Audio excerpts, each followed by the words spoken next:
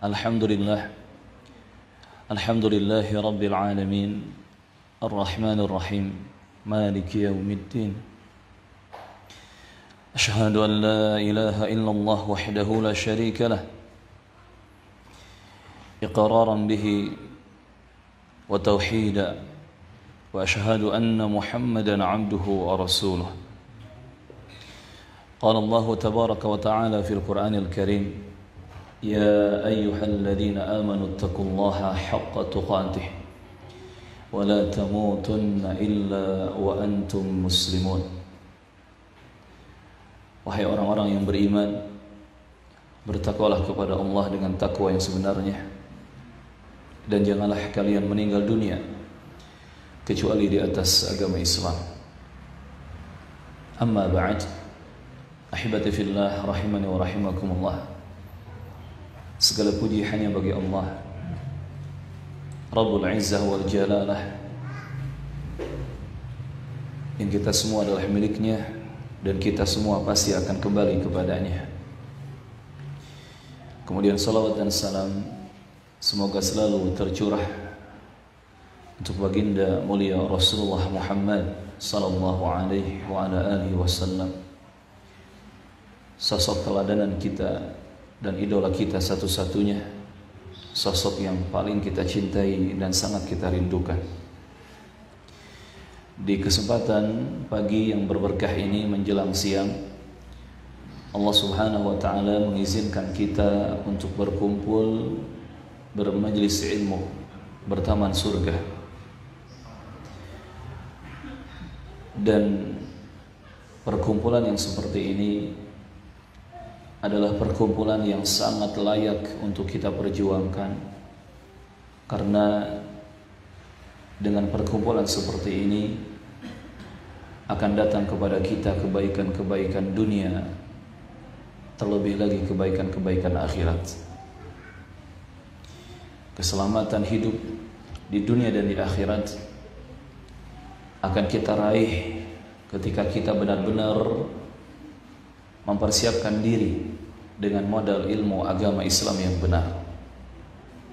Dunia sementara, sedangkan kita yakin kehidupan yang kekal abadi selama-lamanya adalah kehidupan akhirat. Bahkan ini masuk ke dalam bagian rukun iman yang 6 yang wajib kita pegang, yang wajib kita perjuangkan. Di rukun iman yang kelima, kita diwajibkan untuk meyakini dan mengimani tentang adanya kehidupan akhirat, adanya hari kiamat dan kehidupan setelah hari kiamat. Al-iman bil yaumil akhir.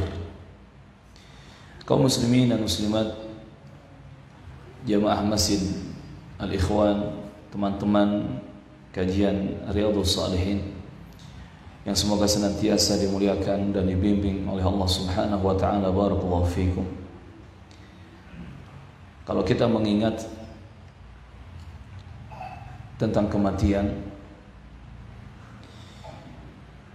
ternyata kematian adalah sesuatu yang tidak bisa kita hindarkan. Dimanapun kita bersembunyi, kemanapun kita lari, al-maut, kematian pasti datang menghampiri kita. Bahkan Allah Subhanahu wa ta'ala menegaskan ayat kullu nafsin dha'iqatul maut itu sebanyak 3 kali di dalam Al-Quran. Kullu nafsin dha'iqatul maut. Setiap yang bernyawa pasti akan merasakan kematian. Yang bernyawa pasti akan mati. Dengan lafaz yang sama diulang 3 kali oleh Allah Subhanahu wa ta'ala dalam Al-Quranul Karim. Padahal 1 kali penyebutan saja ini sudah harus kita fahami dengan pemahaman yang begitu besar. Kita harus waspada dengan waspada yang serius. apalagi sampai diulang sebanyak 3 kali. Kullu nafsin dha'iqatul maut. Namun yang menjadi masalah bukan apakah kita mati atau tidak, di mana kita mati, kapan kita mati, bukan itu yang menjadi masalah. Melainkan yang jadi masalah adalah apa persiapan yang sudah kita lakukan untuk momen ketika nanti ruh kita dicabut oleh malaikat penjabut nyawa, dipisahkan dari jasad tubuh kita. Apa bekal kita yang sudah kita siapkan? Lebih jauh lagi masalahnya adalah bagaimana nasib kita setelah mati. Bagaimana nasib kita setelah mati? Maka alangkah indahnya ketika Rasulullah ditanya siapakah mukmin yang paling cerdas, yang paling pintar, Nabi menjawab sallallahu alaihi wasallam, aktsaruhum lil mauti dzikra wa ahsanuhum lima ba'dahu isti'dadan. Mukmin terpintar, mukmin tercerdas adalah yang paling banyak mengingat kematian dan paling bagus mempersiapkan bekal untuk kehidupan akhiratnya. Jika dua hal ini masih belum kita perbaiki, banyak-banyak mengingat mati, mempersiapkan bekal untuk akhirat sebaik mungkin, dua hal ini belum kita perhatikan, dua hal ini belum kita perbaiki, berarti kita bukan mukmin yang cerdas, belum menjadi mukmin yang pintar. Na'udzubillah. Dan ketika mati jamaah rahimani wa rahimakumullah, urusan kita tidak selesai begitu saja.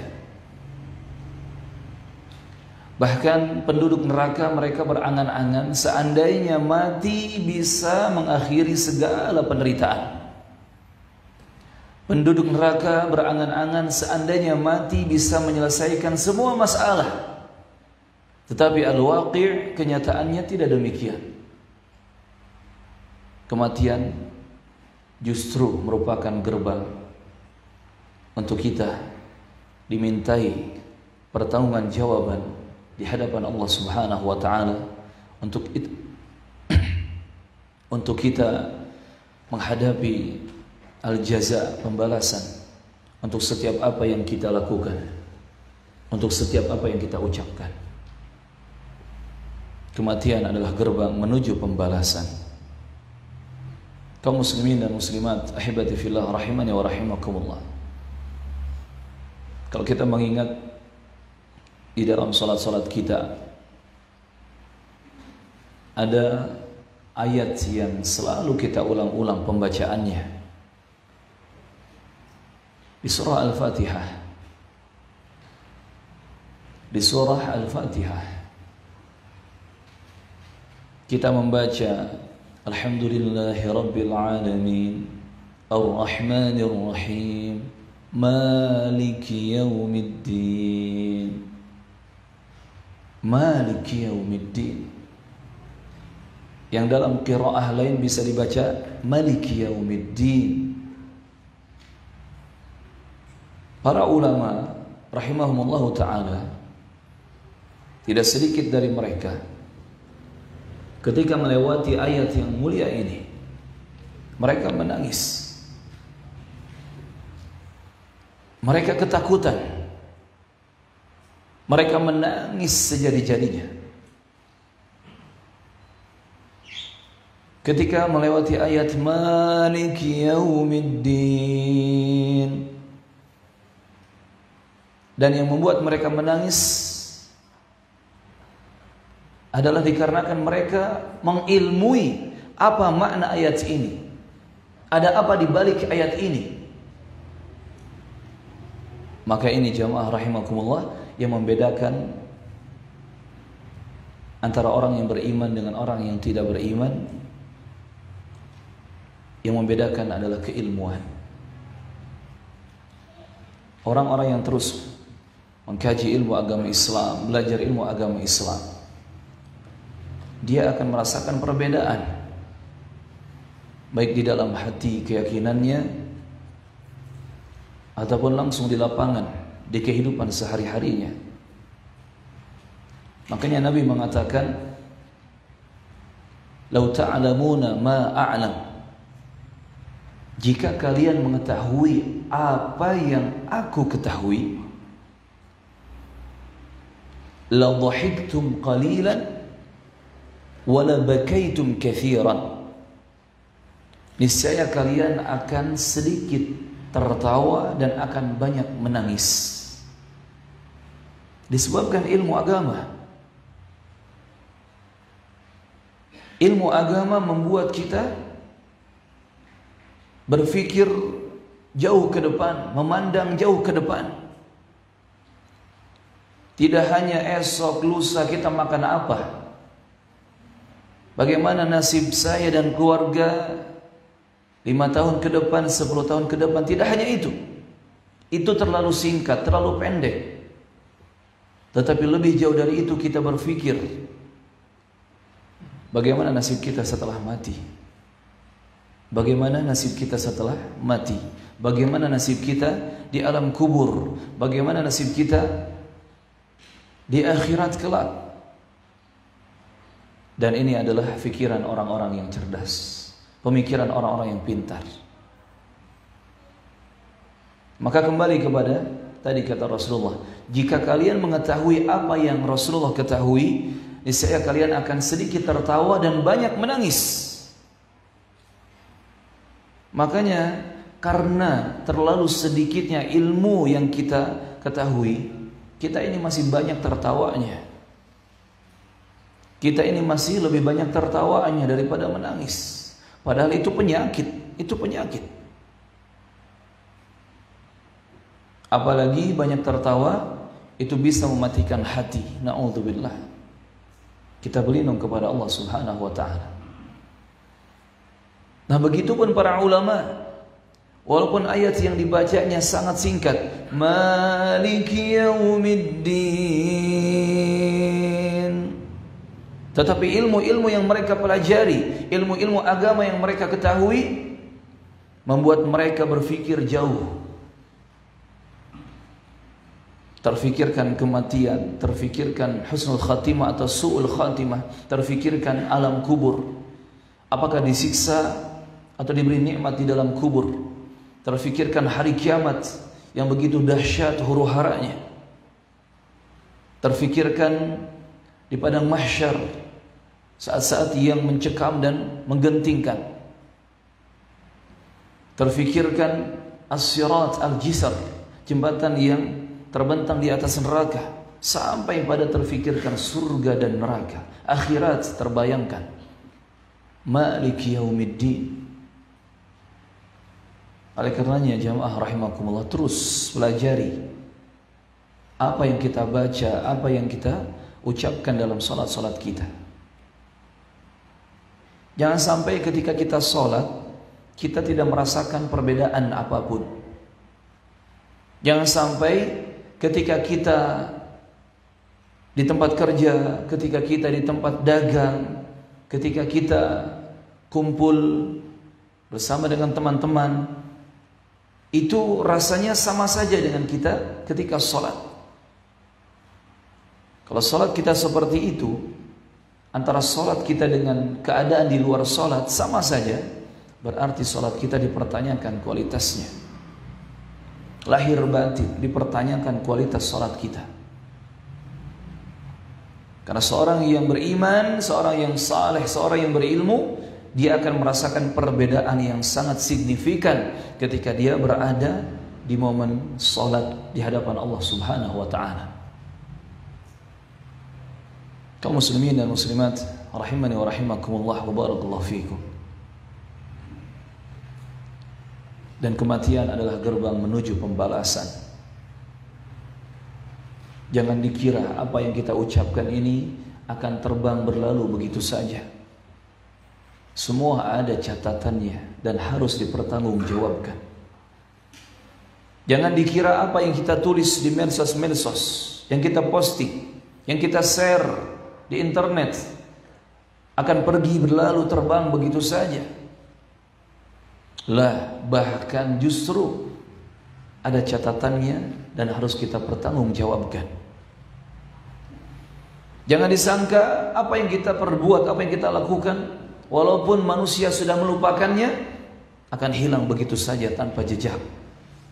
Kalla thumma kalla, justru semua dicatat oleh malaikat dan kita harus bertanggung jawab di hadapan Allah Subhanahu wa taala. Meskipun manusia semuanya sudah melupakan, meskipun sudah berlalu puluhan tahun yang lalu, semua ucapan kita dan amal perbuatan kita, laku lampah kita ada catatannya dan kita harus bertanggung jawab untuk itu semua di hadapan Allah Tabaraka wa Ta'ala. Maliki yaumiddin, akan datang kepada kita hari pembalasan dan kita tidak bisa lari, tidak bisa menghindar dari tanggung jawab di hadapan Allah Subhanahu wa Ta'ala. Syekh Muhammad ibn Salih Al-Utsaimin rahimahullahu ta'ala ketika menjelaskan surah Al-Fatihah, beliau menjelaskan bahwa yang dimaksud dengan yaumiddin adalah hari pembalasan, yakni hari kiamat. Kenapa disebut yaumiddin, hari kiamat itu? Karena sebagai hari pembalasan di mana semua hamba dibalas atas segala amal perbuatan mereka. Ingat, tidak ada sedikit pun atau sekecil apapun amal perbuatan kita yang hilang begitu saja. Semua akan dibalas oleh Allah Subhanahu wa Ta'ala. Begitupun Syekh Salih bin Abdullah Al-Utsaimin rahimahullahu ta'ala wa hafizah, beliau menerangkan bahwa yang dimaksud dengan yaumiddin adalah hari hisab, hari penghisaban dan pembalasan atas amal-amal semuanya. Sehingga kata para ulama, kata ad-din, ad-din itu bisa bermakna al-jaza wal hisab. Ini salah satu keunikan dan keindahan bahasa Arab. Satu kata bisa memiliki banyak makna. Ad-din terkadang kita artikan agama, gaya hidup. Tetapi ad-din juga bisa bermakna al-jaza wal hisab, pembalasan dan hisab, perhitungan amalan. Dan jika berkaitan dengan akhirat, maka ad-din diartikan ini al-jaza wal hisab, pembalasan dan perhitungan amal-amal. Kaum muslimin rahimani wa rahimakumullah wa barakallahu fikum wa hayyakumullah jami'an. Kita berada di dunia ini tidak berada begitu saja kemudian hilang begitu saja. Kita hidup di dunia ini, kita terlahir di dunia ini adalah untuk dan karena tujuan yang mulia, tugas yang mulia, yaitu untuk menghambakan diri kepada Allah Azza wa Jalla, Sang Penguasa alam semesta, Rabbul Alamin. Allah berfirman di surah Al-Mu'minun ayat 115, أَفَحَسِبْتُمْ أَنَّمَا خَلَقْنَاكُمْ عَبَثًا وَأَنَّكُمْ إِلَيْنَا لَا تُرْجَعُونَ. Apakah kalian menyangka kami ini menciptakan kalian sia-sia begitu saja, bermain-main, senda gurau begitu saja, nggak ada tujuan? Dan apakah kalian menyangka kalian tidak akan dikembalikan kepada kami? Kata Allah Azza wa Jalla.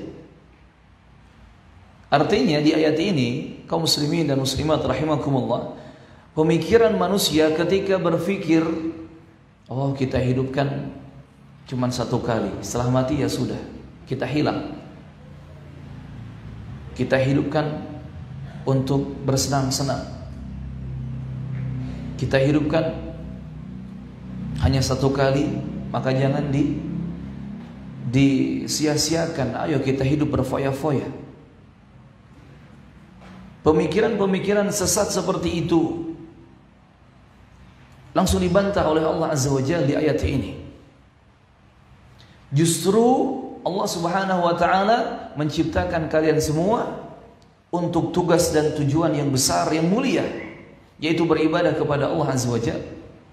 Sehingga diterangkan di Adz-Dzariyat 56. Liya'budun, untuk beribadah kepada Allah.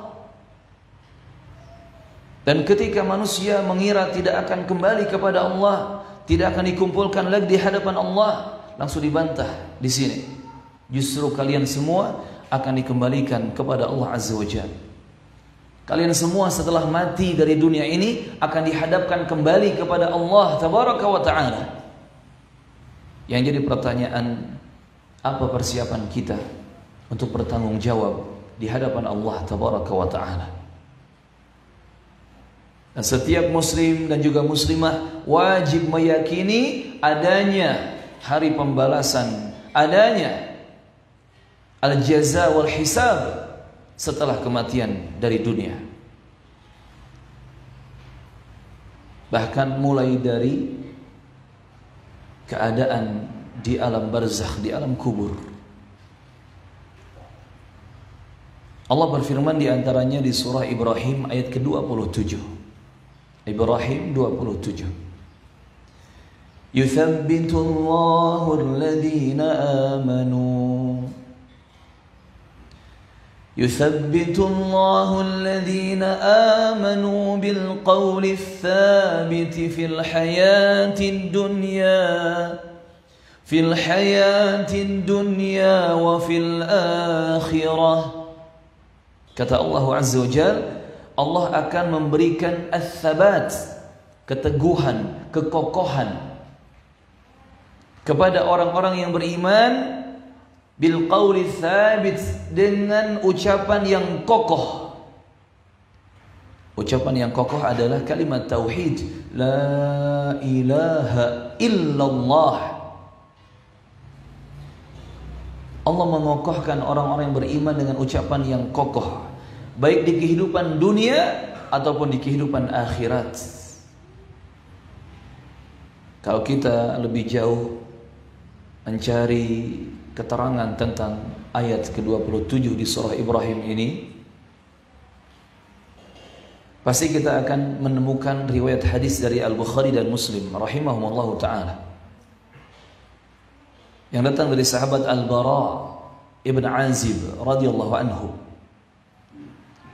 Al-Bara ibn Azib menyebutkan bahwa Nabi Muhammad sallallahu alaihi wasallam ketika menyebutkan ayat tadi 27 di surah Ibrahim, kemudian kata Rasulullah, beliau bersabda, hadhil ayah, ayat ini nazalat bi'adabil qabr, diturunkan oleh Allah Subhanahu wa taala berkaitan dengan keterangan siksa atau azab kubur. Yuthabbitu Allahu alladhina amanu fil hayati dunya wa fil akhirah. Yuthabbitu Allahu alladhina amanu bil qawli tsabit fil hayati dunya wa fil akhirah. Ini berkaitan dengan azab kubur, kata Nabi Muhammad sallallahu alaihi wasallam.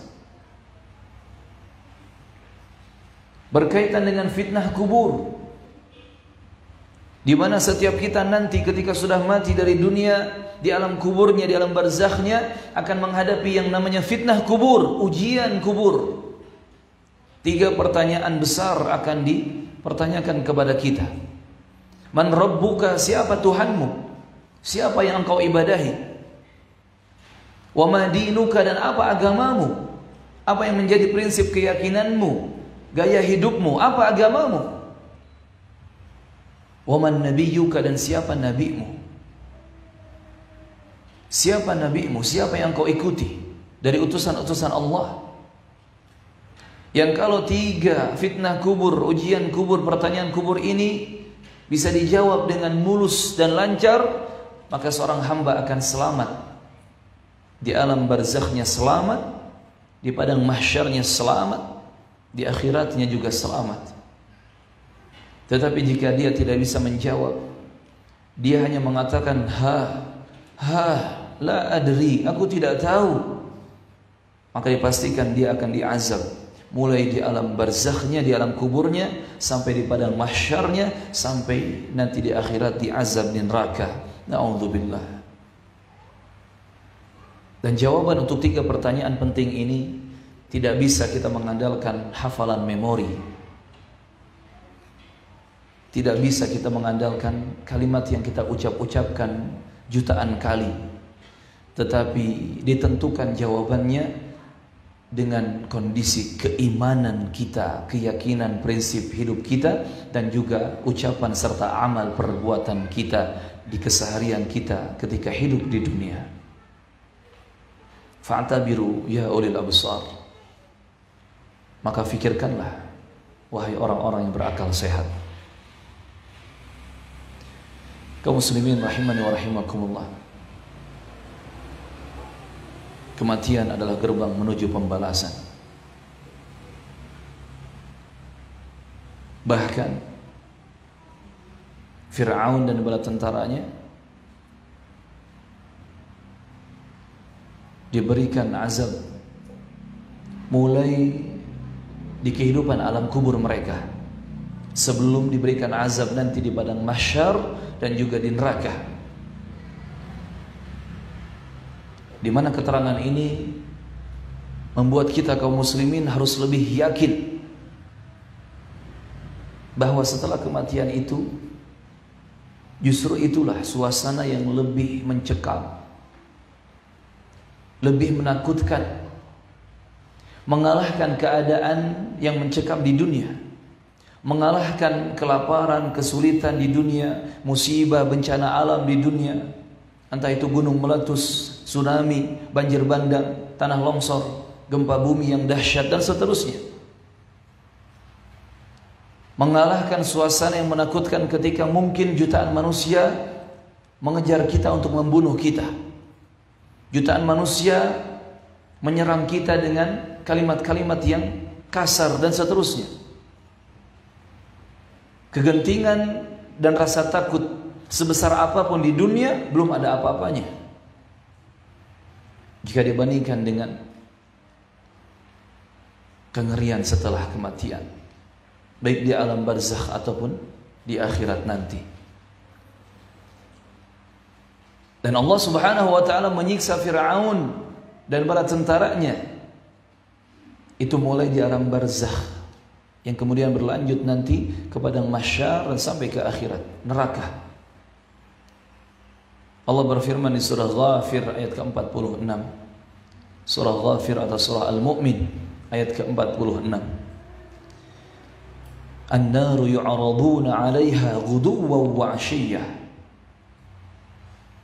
Neraka itu ditampakkan kepada mereka, yakni Fir'aun dan kaumnya, di setiap pagi dan petang. Artinya selama dunia masih ada, belum terjadi kiamat, setiap pagi waktu dunia dan petang, ya, waktu dunia, pagi dan sore waktu dunia, ditampakkan kepada mereka neraka, dan itu sebagai azab, sebagai siksa bagi mereka. Wa yauma taqumus sa'ah, dan ketika nanti datang hari kiamat, dikatakan kepada para malaikat, adkhilu ala fir'auna asyaddal azab. Masukkan oleh kalian Fir'aun ke dalam azab siksa yang lebih keras, yang lebih pedih dan menyakitkan. Na'udzubillah. Ini jamaah rahimani wa rahimakumullah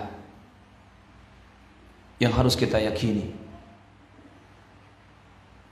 bahwa pembalasan setelah kematian itu benar adanya.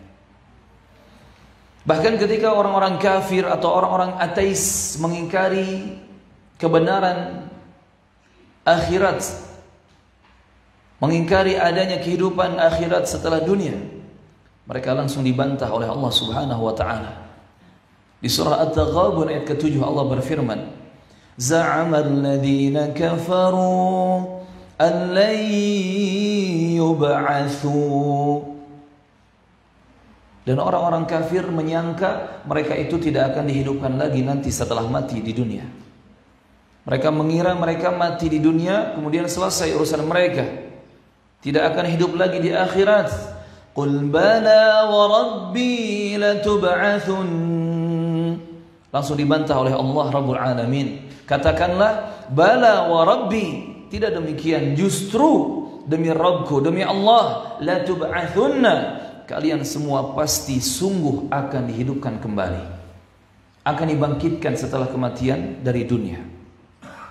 Tidak hanya dihidupkan, thumma latunabba'unna bima 'amiltum, dan kalian semua akan diberitahu tentang apa-apa yang sudah kalian kerjakan di kehidupan dunia. Kita nggak bisa mengelak, kita nggak bisa menutup mata, nggak bisa menutup telinga dari apa-apa yang sudah kita kerjakan selama hidup di dunia. Katakan kita ini diberi jatah usia 40 tahun dari sejak kita dewasa. Kita mungkin katakan dewasa di usia 15 tahun. Ada jatah usia 40 tahun untuk kita menjadi manusia mukallaf yang terbebani hukum syariat. Berarti usia hidup kita adalah berapa? 15 ditambah 40, 55 tahun.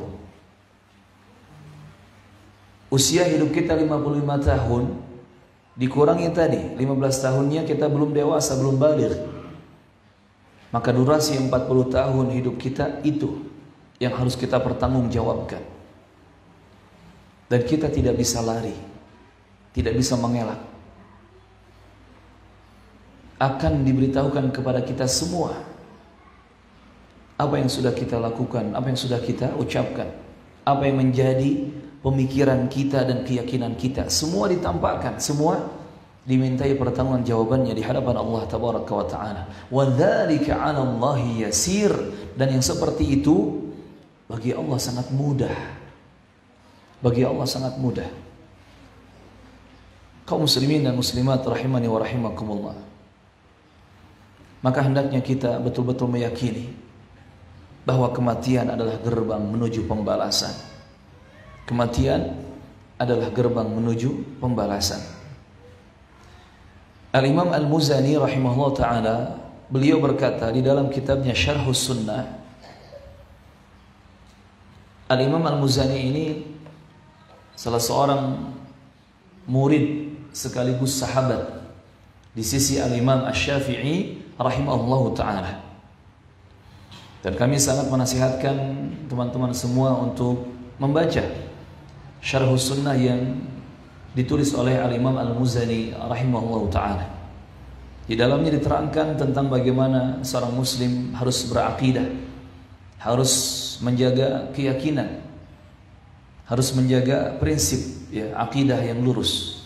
Nah, di antaranya disebutkan tentang masalah hari akhirat atau kehidupan akhirat. Kata Imam Al-Muzani rahimahullah ta'ala dalam kitabnya Syarhus Sunnah, wa ba'dal bila mansyuruna wa yawmal qiyamati ila rabbihim mahsyuruna. Dan setelah kehancuran, yakni kehancuran dunia, manusia akan dibangkitkan, dihidupkan kembali. Dan pada hari kiamat nanti manusia dikumpulkan di hadapan Rabbnya, yakni di hadapan Allah Tabaraka wa Ta'ala. Waladal ardi alaihi muhasabuna. Di masa penampakan amal manusia, semua dihisab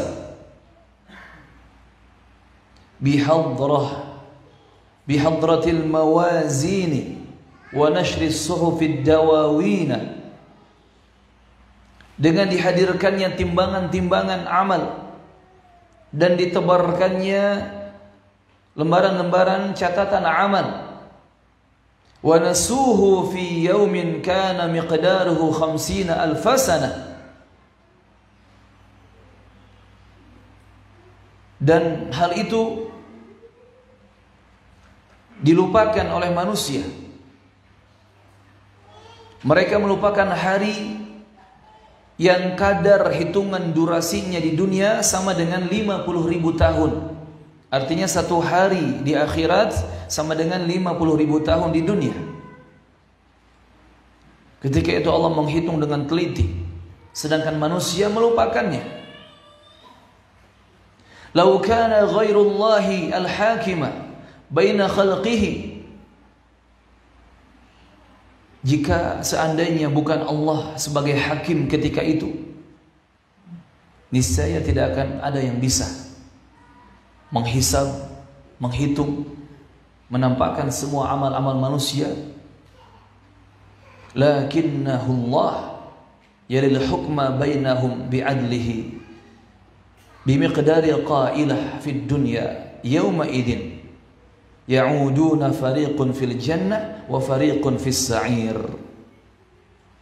Akan tetapi Allah Subhanahu wa taala yang menetapkan hukum, menjadi hakim dan pengadil seadil-adilnya di antara mereka.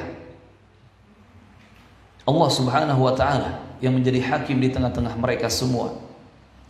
Sehingga lama waktunya berdiri di padang mahsyar bagi orang yang beriman itu terasa singkat, seperti masa istirahat di siang, begitu singkat. Dan Allah yang paling cepat perhitungan hisabnya. Sebagaimana Allah memulai menciptakan mereka, ada yang sengsara atau bahagia, maka pada hari itu pun sama. Ada yang sengsara dan juga ada yang bahagia. Sebagian masuk ke dalam surga dan sebagian yang lain akan masuk ke dalam neraka. Ini kata Imam Al-Muzani rahimahullahu ta'ala. Kaum muslimin rahimani wa rahimakumullah, setelah kematian kita memasuki momen pembalasan dan perhitungan amal. Dan kita semua pasti akan mengalaminya, tidak akan bisa mengelak barang sejenak pun. Tadi kata Imam Al-Muzani rahimahullah, di masa penampakan amal manusia dihisab, banyak ayat yang menerangkan tentang kebenaran adanya hisab ini. Dan ingat jamaah, hisab itu tidak hanya dihitung amalan kita, tetapi juga ditampakkan. Hisab itu tidak hanya dihitung, melainkan juga ditampakkan. Amal-amal kita itu semua didatangkan, ditampakkan.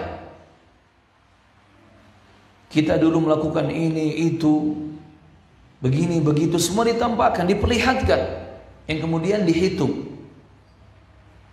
Mana yang baiknya, mana yang buruknya, mana yang salahnya, mana yang benarnya, kemudian masing-masing ada balasannya. Yang baik dibalas kebaikan, yang buruk dibalas keburukan. Ini hisab. Tidak hanya dihitung tetapi ditampakkan. Coba bayangkan jamaah rahimakumullah, ketika kita melakukan suatu keburukan atau kesalahan, kita merasa tidak ada orang yang tahu. Tiba-tiba ternyata bocor, diketahui oleh manusia. Yang kemudian kita disidang, kita diinterogasi, kita dihakimi. Anda telah melakukan tindak kriminal begini, begini, begini, begini. Kita yang merasa tidak ada orang yang tahu, langsung kaget kan? Lah, kok tahu? Ini ada buktinya, ini ada saksinya. Jam sekian Anda melakukan begini, begitu, di tempat ini dan itu. Kaget kita. Ya kaget, ya takut, ya khawatir, ya malu, apalagi campur baur semua perasaan. Karena apa yang sudah kita lakukan diketahui dan ditampakkan di hadapan kita, yang kemudian kita harus bertanggung jawab. Yang kemudian kita harus bertanggung jawab. Sesombong apapun manusia, sebejat apapun dia, sebengal apapun dia, kalau sudah ditampakkan keburukannya di hadapannya, apalagi dihadapkan dengan hukuman-hukuman atau ancaman-ancaman, dia takut.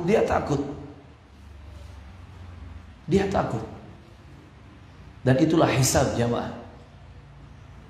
Ditampakkan semua amal kita. Allah tidak mendolimi kita sedikit pun. Yang kemudian dihitung dan dibalas oleh Allah Subhanahu wa ta'ala. Perhatikan firman Allah di surah Al-Haqqah ayat ke-18. Al-Haqqah ayat ke-18. Yawma idzin tu'raduna la takhfa minkum khafiyah. Pada hari itu kalian dihadapkan kepada Rabb kalian, yakni Allah Subhanahu wa ta'ala. Kalian dihadapkan kepada Allah dan tidak ada sesuatu apapun dari keadaan kalian yang tersembunyi bagi Allah Azza wa Jalla. La takhfa minkum khafiyah. Yang kalau di dunia mungkin kita sembunyikan, yang betul-betul rapat, kita tutup rapat, nanti di hadapan Allah tidak ada yang bisa disembunyikan. Serapat apapun kita menutupnya, menyembunyikannya, nanti di hadapan Allah pasti akan terkuak, akan nampak, akan dibuka. La haula wa la quwata illa billah. Juga perhatikan firman Allah di surah Az-Zalzalah ayat ke-6, ke-7 dan ke-8. Yawma idzi yasdurun nasu ashtatan liyuraw a'malahum. Pada hari itu manusia keluar dari kuburnya dalam keadaan bermacam-macam. Liyuraw a'malahum, untuk diperlihatkan kepada mereka amal-amal yang sudah mereka lakukan. Diperlihatkan kepada mereka balasan untuk amal-amal mereka ketika hidup di dunia. فَمَنْ يَعْمَلْ مِثْقَالَ ذَرَّةٍ خَيْرًا يَرَهُ وَمَنْ يَعْمَلْ مِثْقَالَ ذَرَّةٍ شَرًّا يَرَهُ. Dan siapa saja yang mengerjakan kebaikan walaupun sekecil dzarrah.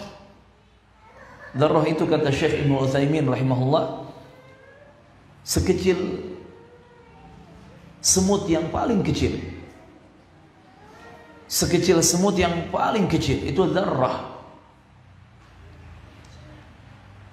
Siapa yang melakukan kebaikan sekecil dzarrah sekalipun, maka dia akan melihat hasilnya, dia akan mendapatkan balasannya. Dan siapa saja yang melakukan keburukan sekecil dzarrah sekalipun, maka dia pun akan melihat balasannya, dia akan mendapatkan hasilnya. Para ulama ketika membaca ayat seperti ini, tidak sedikit dari mereka yang menangis karena keilmuan mereka yang dalam, yang luas. Walaupun hanya membaca ayat-ayat singkat seperti ini, tetapi mereka ketakutan, mereka menangis ketika membaca ayat فَمَنْ يَعْمَلْ مِثْقَالَ ذَرَّةٍ خَيْرًا يَرَهُ وَمَنْ يَعْمَلْ مِثْقَالَ ذَرَّةٍ شَرًّا يَرَهُ. Terbayang berbagai macam hal, di antaranya tanggung jawab yang harus dipikul nanti di hadapan Allah di akhirat. Terbayang banyak hal yang harus dipertanggungjawabkan di hadapan Allah Azza wa Jalla. Tentang salatnya, bagaimana dia bertanggung jawab tentang salatnya nanti di hadapan Allah. Tentang keluarganya, bagaimana dia harus bertanggung jawab tentang keluarganya nanti di hadapan Allah. Anak-anaknya, istrinya, keluarganya. Tentang makan mereka, tempat tinggal mereka, nafkah untuk mereka, pendidikan agama untuk mereka, pelindungan untuk mereka dari mara bahaya dunia dan dari azab neraka. Terbayang termasuk laku lampah kita kepada orang-orang di sekitar kita. Bagaimana ucapan kita, lisan kita, bicara kita kepada orang-orang di sekitar kita, kepada keluarga, tetangga, saudara, masyarakat luas. Bagaimana perbuatan kita, sikap kita. Apakah kita orang yang sombong, yang angkuh, atau yang berlemah lembut? Terfikir banyak hal. Bagaimana perjuangan kita untuk membela tauhid, memperjuangkan kalimat Allah la ilaha illallah. Bagaimana keadaan kita dalam membela sunnah Rasulullah sallallahu alaihi wasallam, memerangi bid'ah-bid'ah dan seterusnya. Terbayang banyak hal. Faman ya'mal mithqala dzarratin khairan yarah wa man ya'mal mithqala dzarratin syarran yarah. Karena kebaikan sekecil apapun akan ada hasilnya. Begitupun keburukan sekecil apapun akan ada hasilnya. Kaum muslimin rahimani wa rahimakumullah, maka tidak sama antara orang yang berilmu dengan orang yang bodoh. Tidak sama antara orang yang beriman dengan orang yang tidak beriman. Kaum muslimin dan muslimat rahimani wa rahimakumullah, kata para ulama, hisab menurut kacamata akidah itu memiliki dua pengertian. Ada al-arad, ada al-arad. Arad yakni penampakan dosa yang harus diakui, penampakan dosa dan pengakuannya. Ada munaqasyah. Munaqasyah itu betul-betul diperiksa secara detail, dihitung dengan detail. Munaqasyah. Ini pengertian hisab menurut kacamata akidah. Yang pertama al-arad. Al-arad, penampakan dosa dan pengakuannya. Ini pun kata para ulama memiliki dua pengertian. Yang pertama pengertian secara umum, yaitu seluruh makhluk ditampakkan di hadapan Allah dalam keadaan menampakkan lembaran amal mereka. Dan ini mencakup orang yang dimunaqasyah hisabnya ataupun yang tidak dihisab. Al-arad secara umum, semua makhluk ditampakkan di hadapan Allah, begitupun dengan catatan amal mereka. Baik hamba-hamba yang akan dihisab ataupun tidak dihisab, semua ditampakkan dulu, dikumpulkan dan ditampakkan di hadapan Allah Azza wa Jalla. Pengertian yang kedua, al-arad ini pemaparan amal maksiat kaum mukminin kepada mereka, yang kemudian ditetapkan dan dirahasiakan. Artinya dosa-dosa kaum mukminin itu ditampakkan tetapi khusus kepada pelakunya saja, tidak diperlihatkan di hadapan makhluk semuanya. Bayangkan betapa kasih dan sayangnya Allah Subhanahu wa taala kepada orang-orang yang beriman. Sampai di momen hisab pun orang-orang yang beriman yang mereka memiliki dosa-dosa itu ditampakkan, dihisab amalnya itu dengan tersembunyi. Allahu Akbar.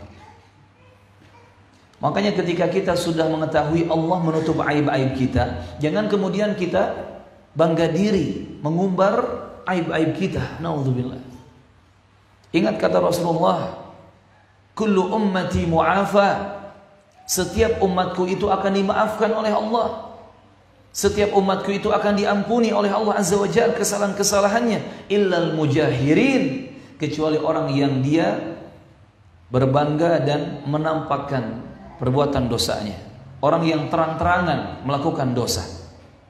Nabi menjelaskan, contohnya ada seseorang yang di malam hari dia melakukan dosa sendirian, kemudian dia bangun di pagi harinya dalam keadaan Allah sudah menutupi aib dan dosa-dosanya, tidak ada yang tahu. Tetapi dia mengatakan dengan bangganya kepada temannya, semalam fil barihah aku melakukan kada wa kada. Fil bariha amiltu kada wa kada. Semalam aku melakukan dosa ini dan dosa itu. Dengan bangganya dia bercerita. Dengan bangganya dia membuka aibnya sendiri. Maka orang seperti ini tidak akan dimaafkan. Tidak akan diampuni oleh Allah Subhanahu wa taala. Termasuk di zaman sekarang, jamaah rahimakumullah, orang yang bangga mengumbar aib dan dosa-dosanya di media sosial, di internet. Na'udzubillah. Bangga dengan dosa musik, bangga dengan dosa zina, bangga dengan dosa mengumbar aurat, bangga dengan dosa riba, bangga dengan dosa ghibah, namimah, bangga dengan dosa kedustaan, tipuan, dan banyak lagi. Termasuk orang-orang yang bangga dengan dosa kesesatannya, dengan kemunafikannya, kekufurannya, dengan ateismenya, dengan pemikiran-pemikiran sesatnya. Na'udzubillah. Ingat hadis ini. Setiap umat Rasulullah dimaafkan kecuali yang melakukan dosa terang-terangan. Kaum muslimin rahimani wa rahimakumullah. Kembali kepada maksud al-arad tadi. Pengertian yang kedua adalah ditampakkan amal-amal dosa kaum mukminin tetapi tidak di hadapan semua makhluk, melainkan dirahasiakan, hanya diperlihatkan kepada orang yang beriman saja, orang yang melakukannya saja, yang kemudian dihadirkan atau ditampakkan kepada mereka pengampunan dari Allah Subhanahu wa taala. Nah, ini yang disebut dengan hisab yang yasir, hisab yang ringan. Yang Allah mengajarkan kita untuk berdoa, Allahumma hasibni hisaban yasiran. Ya Allah, berikan kepadaku hisab yang ringan. Hisablah aku ya Allah dengan hisab yang ringan, hisab yang mudah. Di mana kita orang-orang beriman, kalaupun kita ini membawa dosa nanti di hadapan Allah di padang mahsyar, dosa itu dihadapkan hanya kepada kita pelakunya saja, tidak diketahui oleh makhluk yang lain. Dan setelah itu pun Allah mempersiapkan ampunan untuk kita. Hisab yang yasir, inilah hisab yang ringan dan mudah. Maka perbanyak doa yang tadi Rasulullah ajarkan. Allahumma hasibni hisaban yasiran. Coba kita baca bareng-bareng jemaah. Allahumma hasibni hisaban yasiran. Allahumma hasibni hisaban yasiran. Ayo semua. Fahami maknanya. Hayati, renungkan artinya. Allahumma hasibni hisaban yasiran. Ya Allah, hisablah aku dengan hisab yang ringan. Artinya juga kita meminta keselamatan kepada Allah di akhirat kelak. Itu yang pertama jamaah tentang al-arad, ditampakkan dosa-dosa dan adanya pengakuan. Yang kedua, hisab juga bermakna munaqasyah. Diperiksa amal-amal manusia itu secara detail, sungguh-sungguh.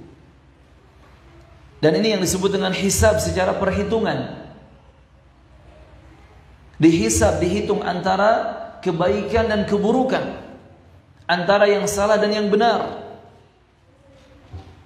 Ini yang diterangkan oleh para ulama rahimahullahu ta'ala. Oleh karenanya Syekhul Islam Ibn Taimiyah rahimahullah menyatakan bahwa hisab juga bisa dimaksudkan sebagai perhitungan antara amal kebaikan dan amal keburukan, yang di dalamnya terkandung pengertian munaqasyah. Kalau kita mendengar di kalangan penuntut ilmu, munaqasyah itu kan diskusi gitu ya, perdebatan. Nah, munaqasyah dalam hisab kurang lebih seperti itu. Antara amal yang baik dan amal yang buruk, tarik ulur. Semua ditampakkan dan harus dipertanggungjawabkan, yang kemudian ada balasannya. Tarik ulur, munaqasyah. Ini kata Ibnu Taimiyah rahimahullahu ta'ala. Dan juga kata beliau, bisa dimaksudkan dengan pengertian pemaparan dan pemberitahuan amalan terhadap pelakunya. Maksudnya ditampakkan, nih amal-amal yang engkau perbuat.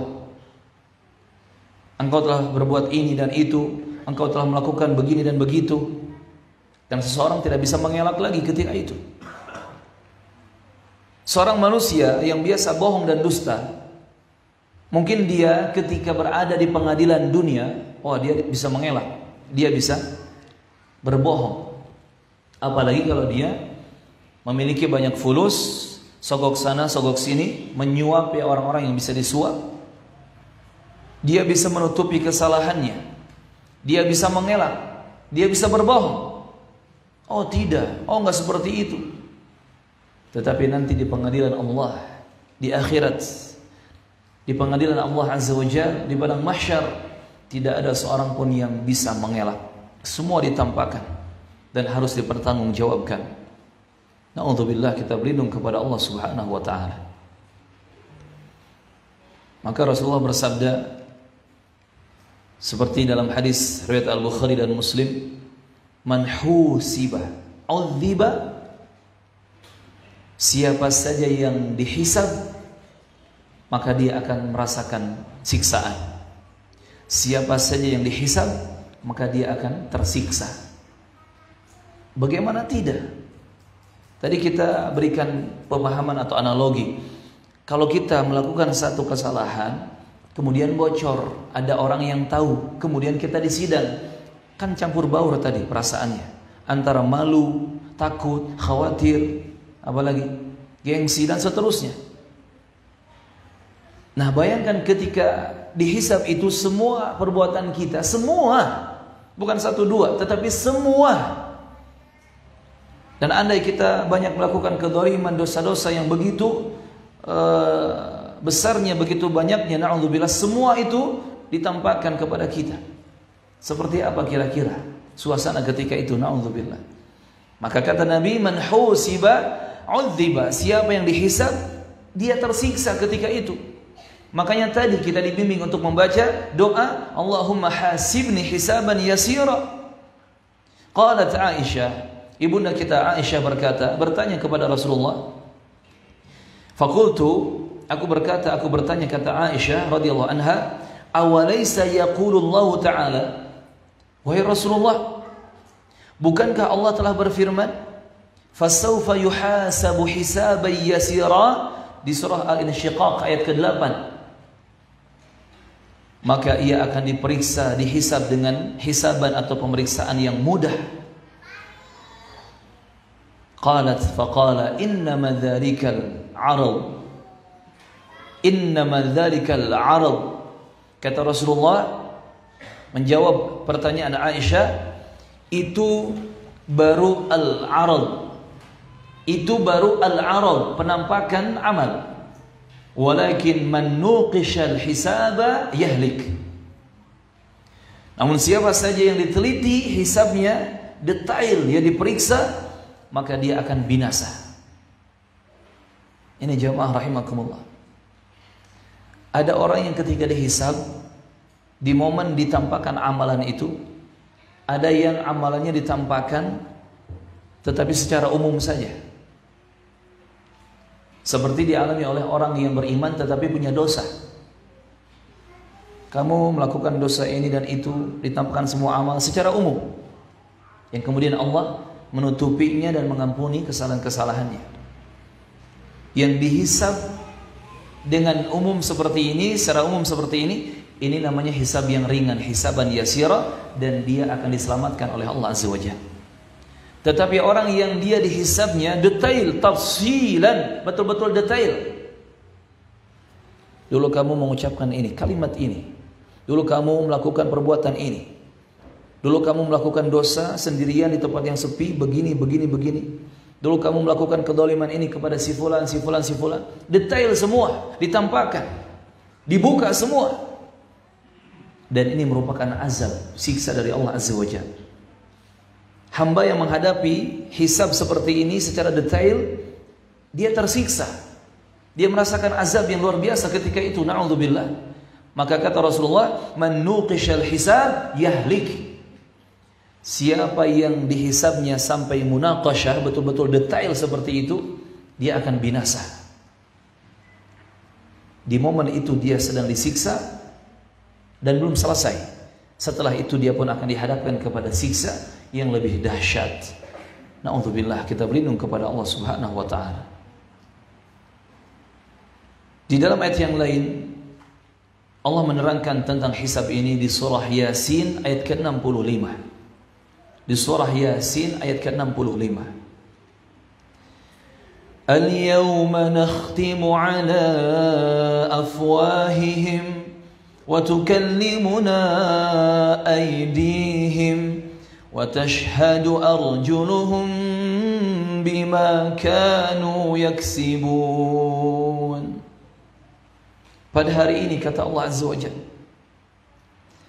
pada hari ini kami tutup mulut-mulut mereka dan berkatalah kepada kami tangan-tangan mereka, dan memberi kesaksianlah kepada kami kaki-kaki mereka terhadap apa yang dahulu mereka usahakan, apa yang mereka lakukan di dunia. Bayangkan jamaah, dan ini akan kita alami. Ayat ke-65 di surah Yasin ini akan kita alami, di mana mulut kita, lisan kita dikunci, tidak akan bisa berbicara karena memang kebanyakan lisan ini berbohong. Tetapi anggota tubuh yang lain akan dibiarkan bersaksi dan berbicara. Tangan kita akan bersaksi. Telah digunakan untuk apa tangan kita? Kaki kita akan bersaksi. Telah digunakan melangkah kemana tangan kita, kaki kita. Pendengaran kita, telinga, penglihatan kita, mata, semua akan bersaksi di hadapan Allah Azza wa Jalla. Coba antum renungkan Yasin ayat ke-65 ini. Wa tukallimuna aydihim wa tashhadu arjuluhum bima kanu yaksibun. Tangan kita bersaksi berbicara, kaki kita bersaksi berbicara, dan kita tidak bisa berbohong ketika itu sedikit pun. Allah juga berfirman di surah Al-Kahfi ayat ke-49. Wa wudi'al kitab fataral mujrimina mushfiqina mimma fihi ويقولون يا ويلتنا ما لهذا الكتاب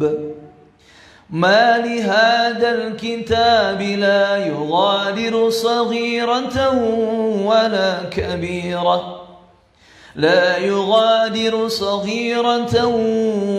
كبيرة إلا أحصاها ووجدوا ما عملوا حاضرا ولا يظلم ربك أحدا. Kata Allah Azza wa Jalla, dan diletakkanlah kitab, lalu engkau akan melihat orang-orang yang bersalah ketakutan.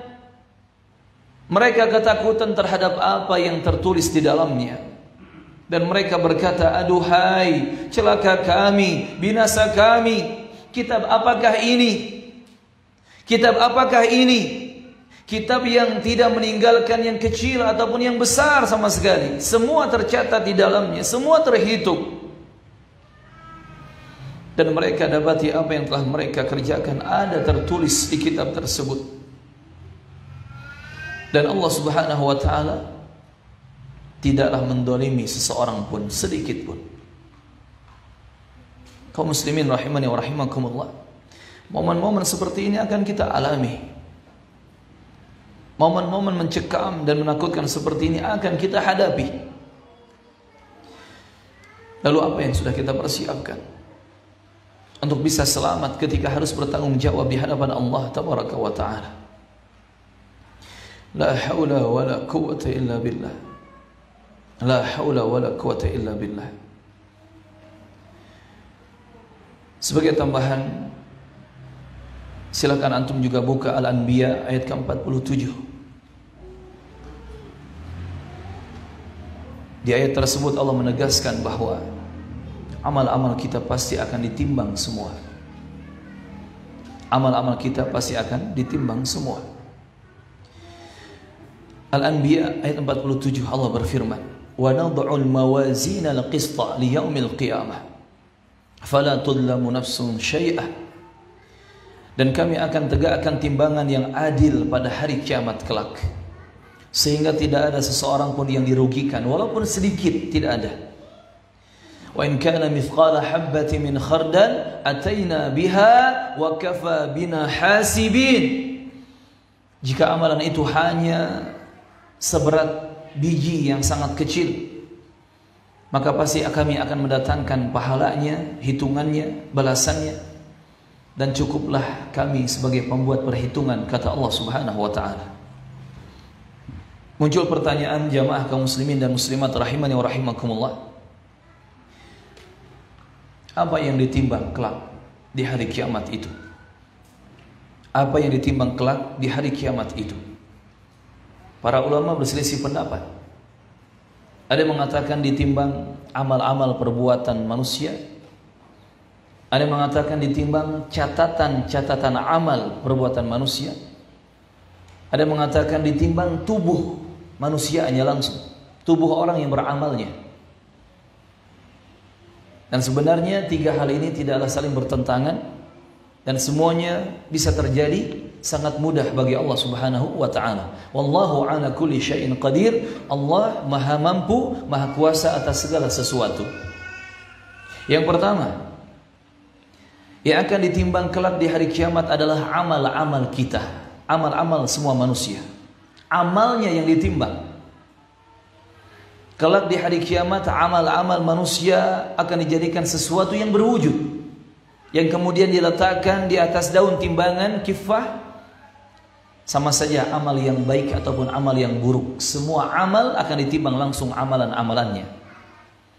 Di antara dalilnya hadis riwayat Al-Bukhari dan Muslim dari Abu Hurairah radhiyallahu anhu, Rasulullah bersabda sallallahu alaihi wasallam, "Kalimatani habibatani ila ar-rahmani khafifatani 'ala al-lisani thaqilatani fil mizani."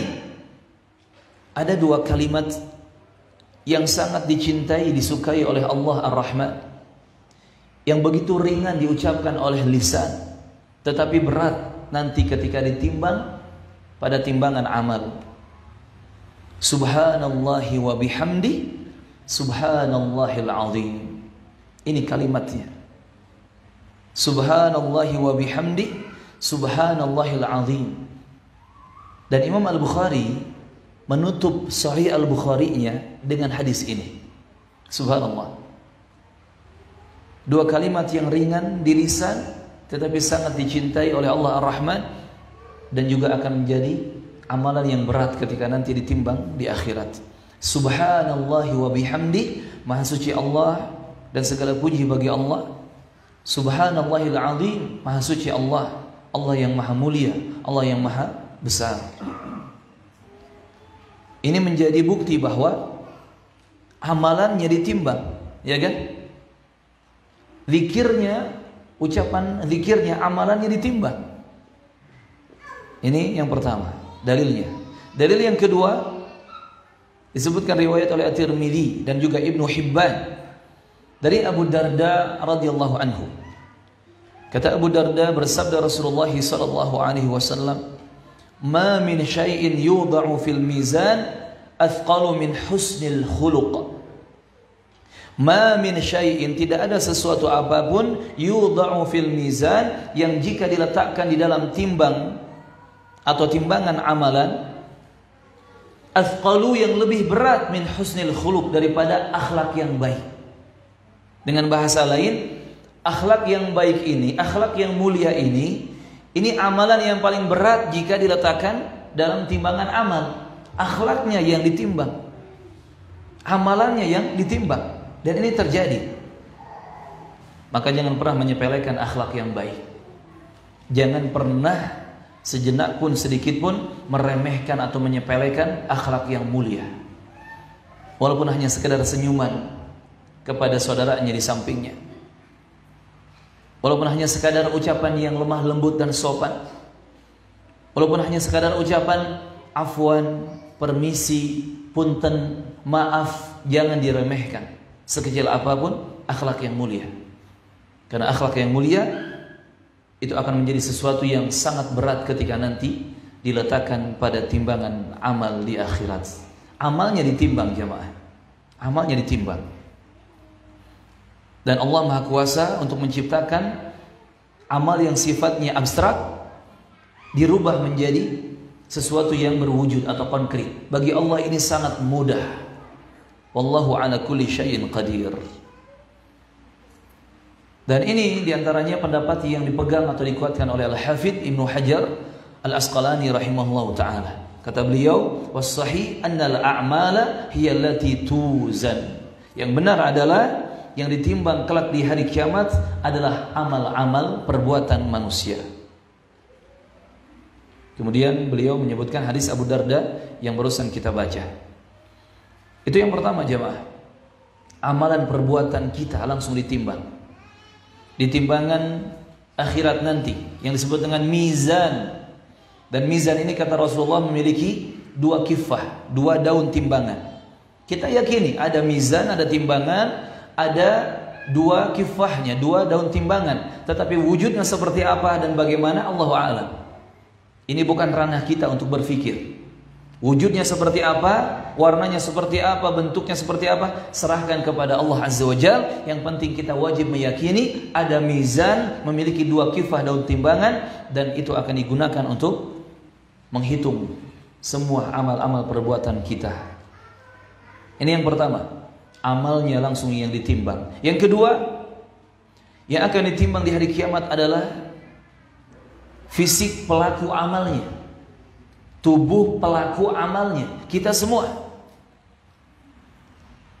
kita manusia yang berbagai macam berat badannya. Ada yang kurus, ada yang gemuk, ya kan? Ada yang tinggi, ada yang pendek, ya kan? Ada yang cungkring, ada yang gempal, ya, dan lain sebagainya. Kita pelaku amalnya yang ditimbang langsung. Dan untuk pendapat yang kedua ini juga terdapat beberapa dalil. Yang dalil-dalil itu menunjukkan bahwa badan atau tubuh para hamba akan ditimbang langsung. Namun berat atau ringannya timbangan itu bukan ditentukan oleh berat badan kita sekarang, tetapi ditentukan dengan amal-amalnya ketika hidup di dunia. Tetapi juga ditentukan dengan kadar keimanannya.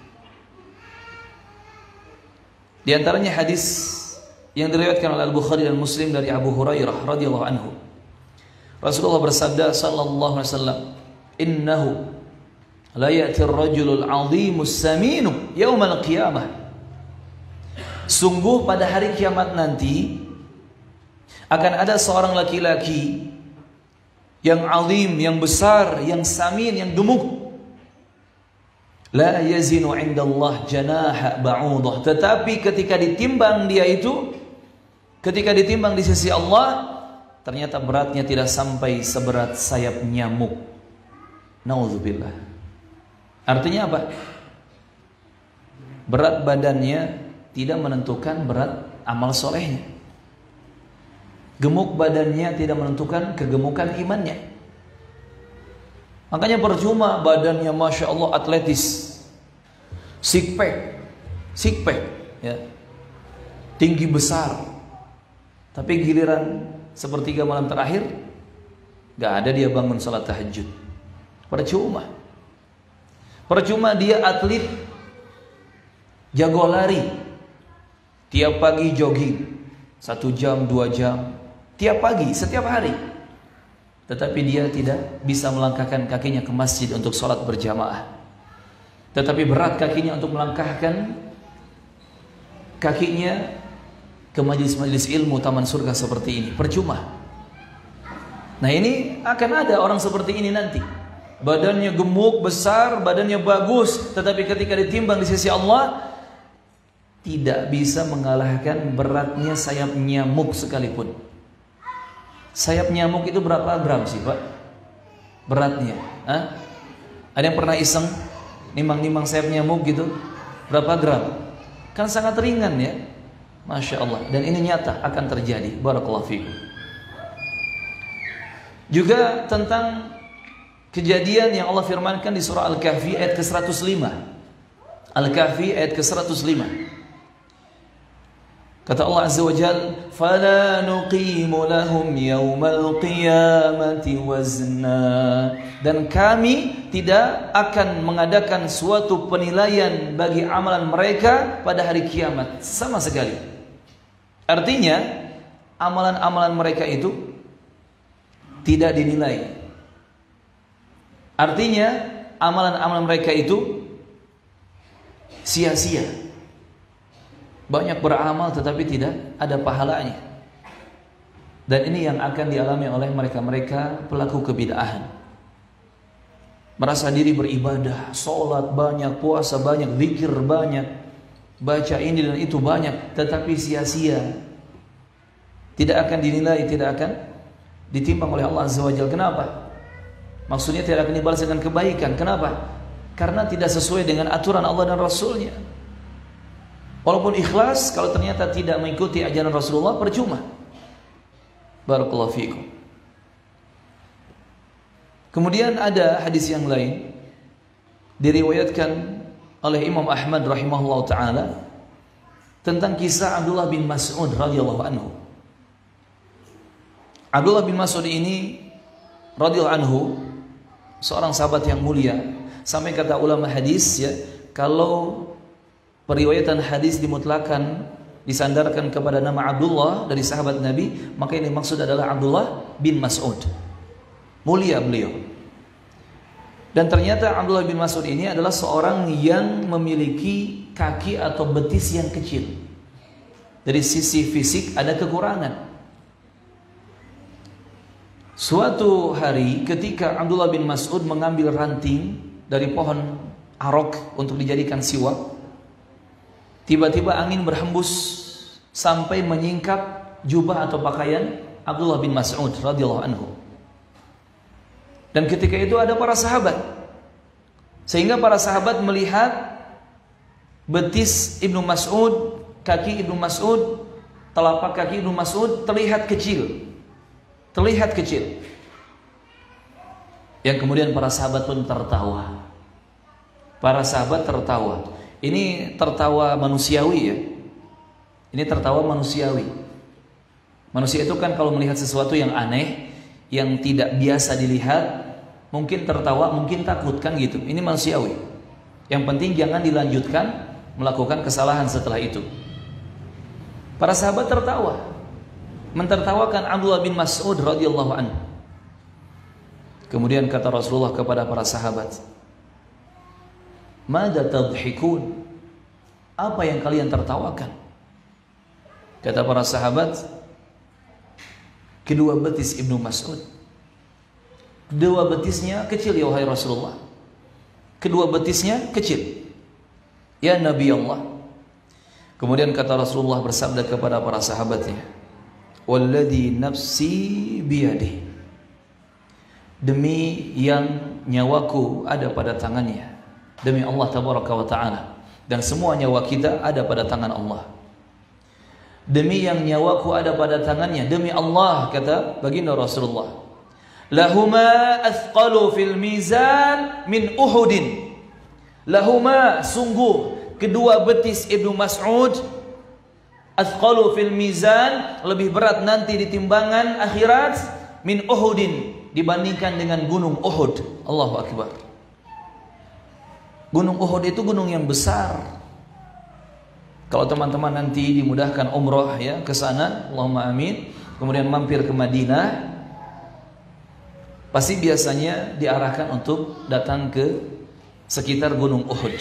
Karena di sana ada makbarah kuburan syuhada Uhud. Kalau kita sudah di Madinah, disyariatkan kita untuk berziarah ke makbarah syuhada Uhud, orang yang mati syahid di perang Uhud. Tidak jauh dari makbarah Uhud ini atau syuhada Uhud ini ada gunung Uhud. Nah teman-teman jangan terkecoh. Biasanya tour guide itu, mutawif itu mengajak untuk mendaki bukit kecil. Itu hanya beberapa menit sampai.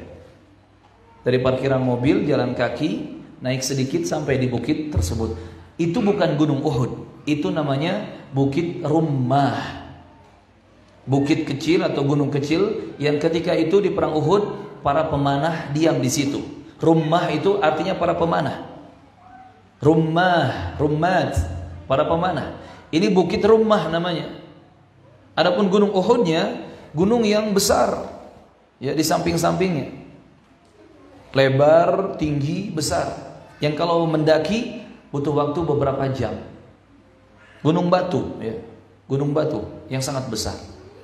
Nah, kata Rasulullah, wallahi demi Allah atau waladi nafsi biyadi, sungguh kedua betis Ibnu Mas'ud itu lebih berat nanti ditimbang di dalam timbangan akhirat nanti, pada timbangan akhirat dibandingkan dengan gunung Uhud. Nah, ini jamaah rahimakumullah.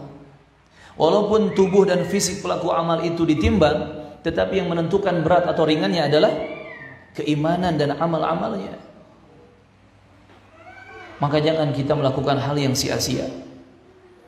Badan dirawat, ya. Yang laki-laki nge-gym terus, ya, fitness terus, olahraga, suplemennya dimakan, ini itu, pola makan dijaga. Yang perempuan juga ke salon terus, olahraga terus, senam terus, asupan makanannya dijaga. Tetapi imannya tidak diperhatikan, tetapi amal-amalnya tidak diperhatikan, percuma. Percuma. Maka benar kata Rasulullah, innallaha la yanduru ila suwarikum wa ajsamikum. Allah itu tidak melihat bentuk rupa kalian. Allah tidak melihat tubuh fisik kalian, tidak. Allah tidak melihat harta benda kalian. Walakinallaha yanduru ila qulubikum wa a'malikum. Melainkan Allah Azza wa Jalla melihat hati kalian dan amal-amal kalian. Seperti apa kualitas hatinya, keimanannya, itu yang dilihat oleh Allah. Seperti apa kualitas amal-amal solehnya, itu yang dinilai oleh Allah Subhanahu wa ta'ala. Maka jangan kita melakukan sesuatu yang justru sia-sia, bahkan merugikan kita nanti di akhirat. Barakallahu fiikum. Yang ketiga jamaah, yang akan ditimbang itu adalah suhuf atau catatan-catatan, lembaran-lembaran amal, buku catatan amal yang akan ditimbang di mizan di akhirat nanti. Dan untuk hal ini pun banyak dalil yang dijelaskan dalam Al-Quran ataupun As-Sunnah As-Sahihah. Bahkan tidak sedikit para sahabat yang memegang pendapat ini. Di antaranya hadis dari Abdullah bin Amr ibn al-As radhiyallahu anhuma. Hadis yang diriwayatkan oleh At-Tirmidzi, Ibnu Majah dan yang lainnya. Dalam hadis Abdullah bin Amr bin As ini Rasulullah bersabda, sungguh Allah Subhanahu wa taala akan membebaskan seseorang dari umatku di hadapan seluruh manusia pada hari kiamat, di mana ketika itu dibentangkan 99 gulungan catatan dosa miliknya. 99 gulungan catatan dosa. Dan setiap gulungannya itu panjangnya sejauh mata memandang. Masya Allah, mengerikan sekali. Dosa yang dibawanya 99 gulungan catatan amal dosa, di mana satu gulungannya saja sejauh mata memandang panjangnya. Kemudian Allah Subhanahu wa taala berfirman, apakah ada yang engkau ingkari dari semua catatan ini? Apakah para malaikat pencatat amal ada yang mendolimimu, mencurangimu? Hamba itu menjawab, la ya Rabb, tidak ada wahai Rabbku. Allah bertanya lagi, tabaraka wa ta'ala, apakah engkau memiliki udzur? Apakah engkau memiliki alasan? Kalau bahasa pengadilan kita, apa? Adu banding gitu. Apa mau banding? Kata hamba tersebut, la ya Rabb, tidak wahai Rabbku. Jadi hamba tersebut tidak bisa mengelak, betul-betul mengakui, ya itu semua dosa saya, itu semua salah saya. Kemudian Allah berfirman, bahkan justru sesungguhnya engkau memiliki satu kebaikan di sisiku. Dan sungguh pada hari ini engkau tidak akan dianiaya, engkau tidak akan dizalimi sedikit pun. Yang kemudian dikeluarkan sebuah bitaqah atau kartu, yang pada bitaqah kartu tersebut terdapat kalimat asyhadu an la ilaha illallah wa asyhadu anna muhammadar rasulullah, atau wa asyhadu anna muhammadan abduhu wa rasuluh. Tertulis atau ada dalam bitaqah itu, kartu itu, syahadatain la ilaha illallah muhammadur rasulullah. Kemudian kata Allah Azza wa Jalla, datangkan timbangan. Kata Allah Azza wa Jalla, datangkan timbangan, hadirkan mizan timbanganmu. Ia berkata, ya Rabbku, apalah artinya kartu ini, bitaqah ini, dibandingkan dengan semua dosa-dosaku yang memenuhi 99 gulungan dosa itu? Apa artinya, apa manfaatnya? Jadi hamba tersebut seakan-akan sudah pasrah, sudah nggak bisa mengelak lagi, sudah pasrah. Dan dia menyangka ini satu kartu yang kecil ini, apa gunanya gitu, kalau harus dibandingkan dengan 99 gulungan catatan dosa yang begitu banyak dan besarnya. Yang satu gulungannya saja tadi sejauh mata memandang. Kata Allah Azza wa Jalla, sungguh engkau la tudlam, tidak akan dizalimi. Kemudian didatangkan timbangan, yang kemudian diletakkan gulungan-gulungan 99 gulungan dosa tersebut di satu kifah, di satu daun timbangan, dan bitaqah itu disimpan di kifah yang lain, di daun timbangan yang lain. Ternyata gulungan-gulungan dosa yang banyak itu mulai terangkat, dan bitaqah yang di dalamnya ada syahadatain la ilaha illallah muhammadur rasulullah kemudian menjadi berat. Allahu akbar, Allahu akbar. Kaum muslimin rahimana rahimakumullah, bayangkan la ilaha illallah begitu berat mengalahkan 99 gulungan catatan amal dosa. Makanya ketika Rasulullah mengatakan iman itu bercabang-cabang, iman itu bercabang-cabang, puluhan cabang keimanan, Nabi mengatakan fa'a'laha kalimat la ilaha illallah. Cabang iman yang paling tinggi adalah kalimat la ilaha illallah. Maka jangan pernah menyepelekan la ilaha illallah. Jangan pernah meremehkan la ilaha illallah, baik secara keyakinannya ataupun secara lisan ucapannya ataupun secara amal perbuatannya. Jangan pernah meremehkan la ilaha illallah. Makanya Bilal ketika di momen yang menyakitkan, di atas panasnya gurun pasir, di bawah panasnya terik matahari, kemudian ditimpa, digencat dengan batu yang besar tubuhnya, dipaksa untuk mengucapkan ada Tuhan selain Allah, tetap Bilal mengatakan ahad, ahad, ahad, Allah Maha Esa, hanya Allah Tuhan satu-satunya yang Maha Esa, la ilaha illallah. Itu maksudnya. Itu yang membuat Sumayyah na'udzubillah dibunuh dengan begitu sadisnya, biadabnya oleh orang-orang kafir musyrikin, sampai ditusuk bagian kemaluannya sampai meninggal. Tetapi beliau radhiyallahu anha sabar dan tegar demi untuk menjaga la ilaha illallah. Karena seperti ini jamaah keutamaannya. Allahu akbar. Andai kita banyak dosa, kalau kita menjaga tauhid, betul-betul kita memusuhi kesyirikan, menjauhi kesyirikan, masih ada peluang besar untuk kita diampuni dosa-dosanya oleh Allah Subhanahu wa taala. Kaum muslimin rahimana rahimakumullah. Maka kesimpulannya, tiga hal tadi sebetulnya tidak bertentangan. Semuanya bisa terjadi kembali kepada kehendak Allah tabaraka wa taala. Jika Allah ingin amal hamba yang langsung ditimbang, bagi Allah sangat mudah. Jika Allah ingin tubuh pelaku amalnya yang ditimbang, orang yang ditimbang, bagi Allah sangat mudah. Jika Allah ingin catatan amalnya, lembar-lembar catatan amal yang ditimbang, bagi Allah sangat mudah. Yang pasti untuk kita, ayo persiapkan agar tubuh kita ini saleh, agar amal-amal kita saleh dan agar catatan-catatan amal kita terisi dengan amalan-amalan saleh. Barakallahu fikum. Dan kematian itulah gerbang untuk pembalasan. Itu awal dari kehidupan kita yang sebenarnya kehidupan akhirat. Maka persiapkan bekal yang terbaik untuk kita bisa sukses dan berhasil, untuk kita selamat dan bahagia ketika nanti melewati gerbang kematian tersebut. Ini teman-teman yang bisa dibahas. Mohon maaf jika ada salah dan kurang. Ada pertanyaan, dipersilahkan.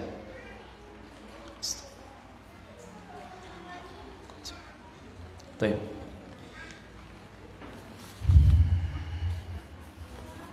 Bismillah. Ustaz, apabila dosa yang dilakukan oleh kita di dunia, kita sudah bertaubat, apakah di akhirat nanti tetap diperhitungkan, dihisab, ditampakkan oleh Allah Subhanahu wa taala? Syukran, barakallahu fiik.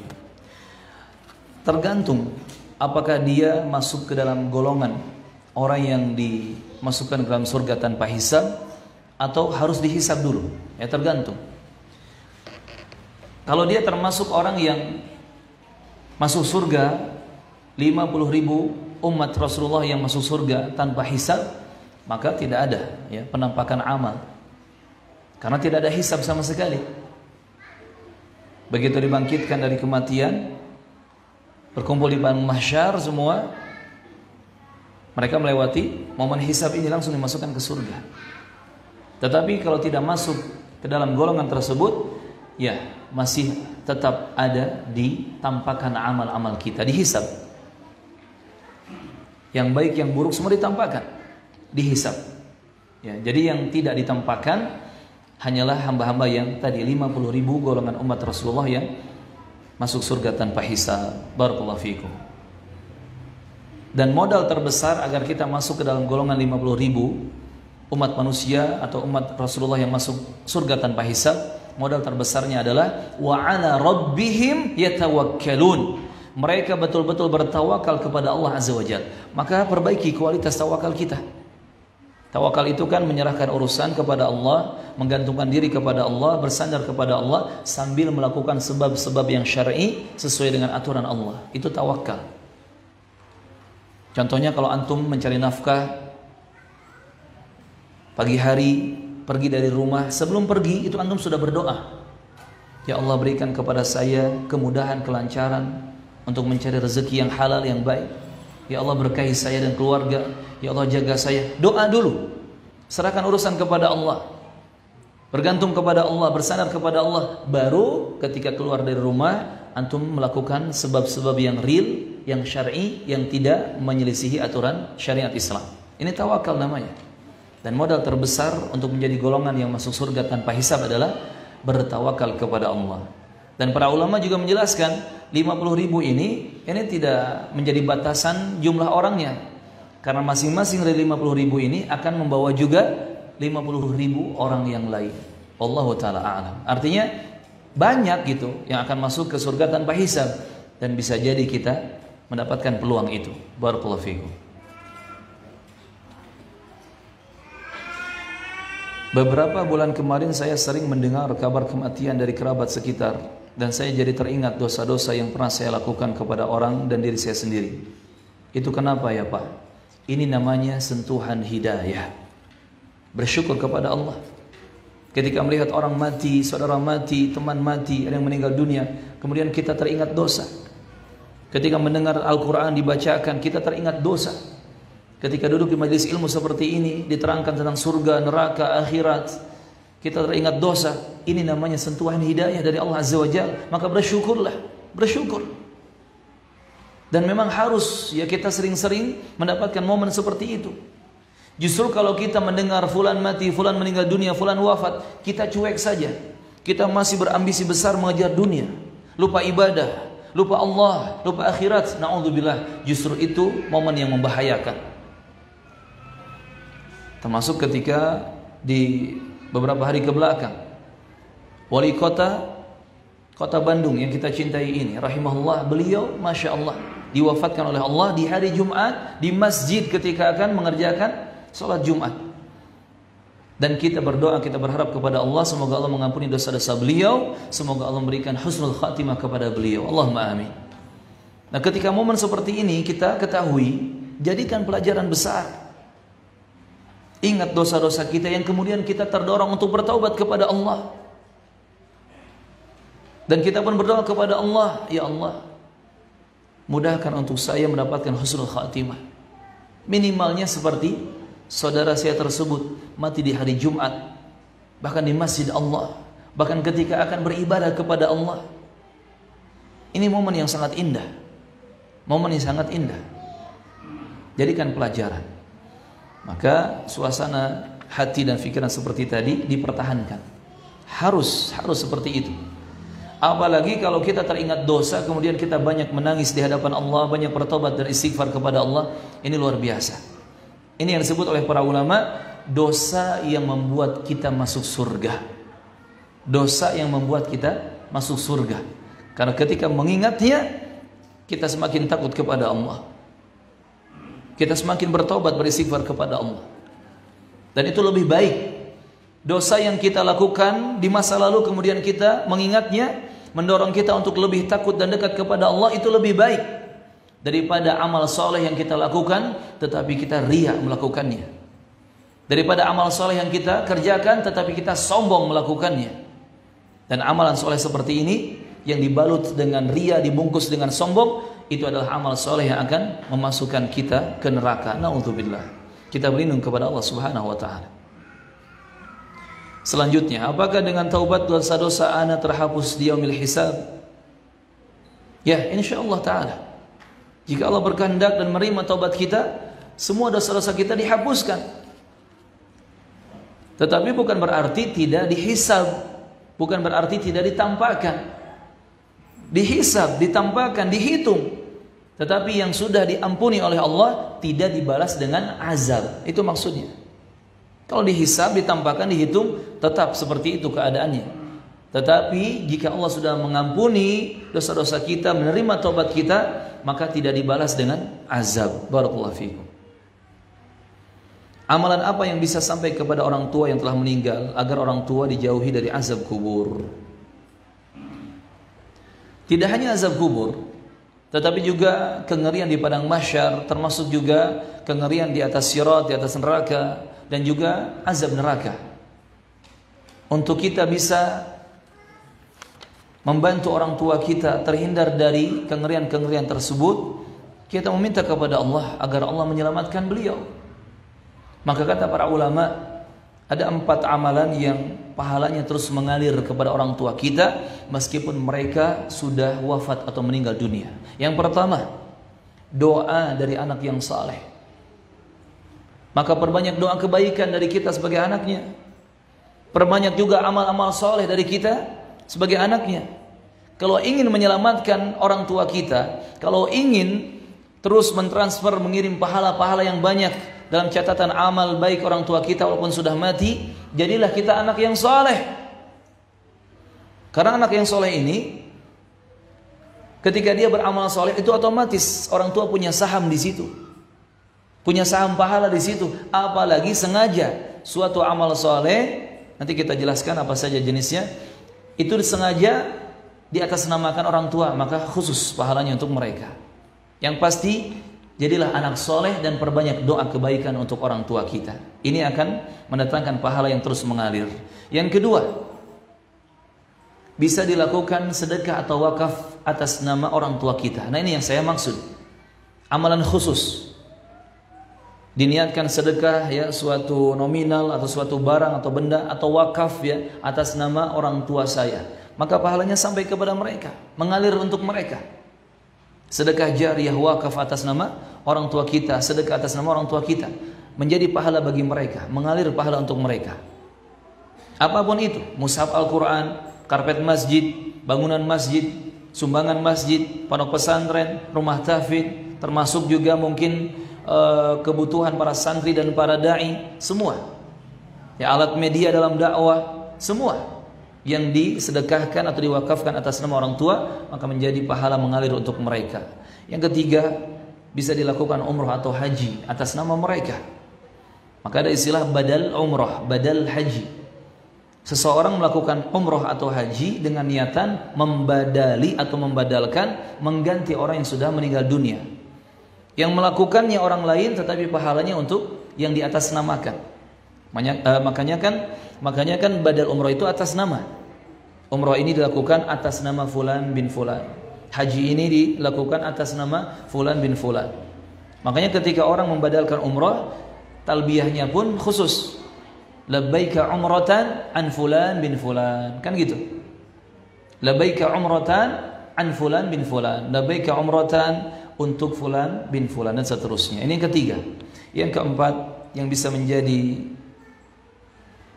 pendatang atau yang mendatangkan amal yang berpahala jariah untuk orang tua kita adalah dijaga hubungan baik antara orang-orang yang mereka menjadi teman atau saudara baik orang tua kita. Jadi kalau orang tua kita punya keluarga yang baik-baik, ya, punya sahabat yang baik, tetangga yang baik, kita jaga hubungan baik dengan mereka atas nama orang tua kita. Kita jaga hubungan baik dengan mereka, dan ini akan mendatangkan pahala juga untuk orang tua kita yang sudah mati. Jadi kebaikan orang tua kita itu dilanjutkan oleh kita dalam hubungan baik dengan orang-orang yang dikenalinya semasa hidup. Barakallahu fiikum.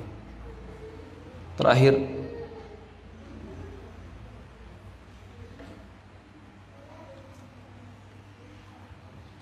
dulu nenek anak sakit stroke, gak bisa kemana-mana dengan cara jalan, cuman ngesot aja.